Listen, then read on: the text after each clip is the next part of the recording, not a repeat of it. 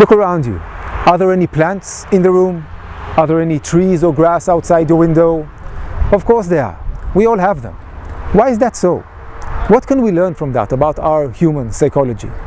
I believe that apart from our love to nature, these plants symbolize a deep conflict implanted in us by structures in our society and in our culture.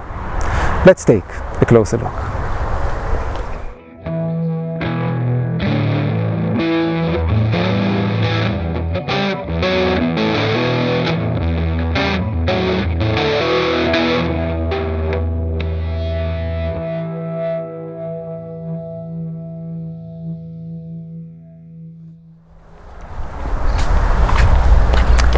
We surround ourselves with plants in our homes, in our yards, in our public spaces, and also in our language and our symbolism. I'm shooting this video in the middle of December. The world is ornamented with Christmas trees and with mistletoes, but this is true in all traditions. I gave some examples in the text box below. So let's look into this relationship we have with plants. We like plants. Many of us really love plants. The leaves, the flowers are beautiful in our eyes. Of course, we are eating plants, we are using them as spices, and when we are near them, thoughts come to our mind. We think of nature, we think of life, we think of our place in the world. Sometimes creativity sparks in us. Now, I see these aspects as universal. I think they arose very early in our psychological development, and I think of them in terms of animism. When I say animism, I mean that we look at the world and we see the different forces acting in it, like the energy of the sun, and like the cycling of the moon and flowing of rivers, the behavior of animals, and so forth. And we are asking ourselves, what's the nature of this entity, of this reality? What's our relationship with it? In what ways is it influencing us? And sometimes we are asking in what ways we are influencing it. So, in what ways the fresh water of the world are holding and containing us? What's our relationship with plants doing photosynthesis and creating oxygen around the world? So actually, in this relationship, we are dependent on the energy of the world. Completely dependent. All of our life's energy is coming from these forces. When I say energy, I want to mean today the physical energy and the biological energy. All the spiritual content we can leave to future conversation. Let's stay with the way we are related, dependent, held and contained by the world. So I am not treating animism as a religion. I really see it as the development of our conscious thinking of our place in the world and our relationship with the forces in the world. And I believe that this animism exists with us today. We go and meet nature, we contemplate in nature. Much of the nature we see today is very designed and synthesized and maybe rooted out of context and endangered, but still we are going and thinking and enjoying the world and the forces in the world today. And it is really amazing to see how this very early way of thinking in our psyche is being attacked and tackled by many structures in our societies. Thousands of years of discourse attacked animism.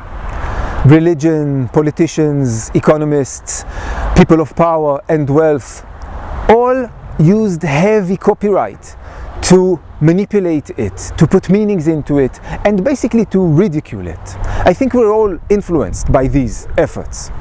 The basic spin, I believe, is that animism is our first and primitive religion, and that we have long grown out of that. Now, that's a complete misconception. When we look at our psychological development, we see that we go through different stages and positions. And with every new stage, we have new possibilities in front of us. But the prior stages continue to be active with us. In the new contexts, they may become very important and sometimes crucial to our development. The same with animism. Of course, we've grown and developed many frames of thought since then, but animism exists today and might be very important and even crucial in our development. So why is it so heavily ridiculed and attacked? Human freedom and the direct contact with the grandeur of nature may lead to creativity and novelty and at times changes in our individual lives and our collective lives. Now, societies that embrace change will contain this and even facilitate this. But social structures that are more interested in their own needs rather than the people's will fear these processes because they might harm their influence or the profit. I believe that this is the case with early priesthood in the beginning of organized religion. And I believe that this is the case with today's big businesses aiming at maximizing profit. I write more on the subject in the text box below. Now, because this matter of animism became so saturated, so conflictual, and so charged with meaning, I think that we use the psychological mechanism of repression, and we've pushed parts of it to our subconscious. We know that something is going on. We know that we are being manipulated by forces outside of us.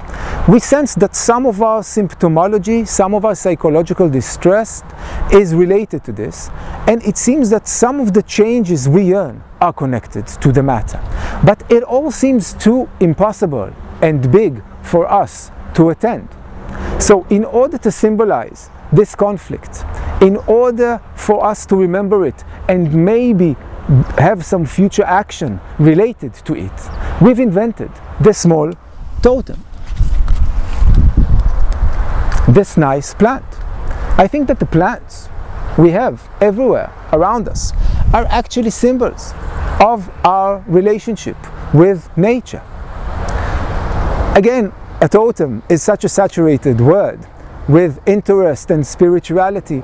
Let's define it in a simple way today as a symbol of the relationship we have, the connection we have with the forces in the animistic world around us. A common symbol we have. So let's stay with relationship and dependence. Today this dependence actually evolved into interdependence. And the associations that come to mind, like Native American poles, communality, individuality, modernity, we can leave them aside today. Really, the aim of today's conversation was to have us look at the plant around us and say to ourselves, hey, in what ways is this a totem for me in my animistic way of thinking? And see what comes to mind.